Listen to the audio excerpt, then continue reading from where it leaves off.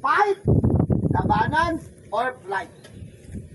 Okay, meron tayong sistema na ano po, sinasabi, i-alarm nyo yung mga kasama nyo using what?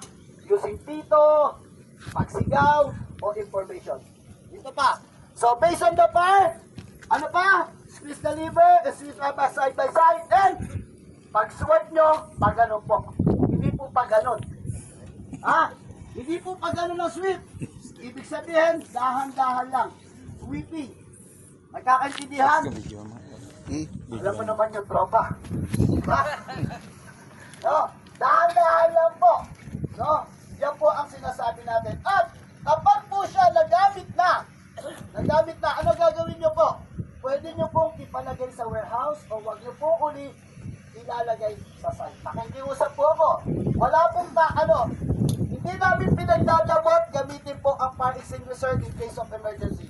Pero sana po, gamitin lang po natin sa tama. Ito pong fire extinguisher ay hindi namin po pinopromote na gamitin. Bakit? Ginagamit lang po siya kapag may sunog. Ibig sabihin, pag ginamit natin siya, may sunog.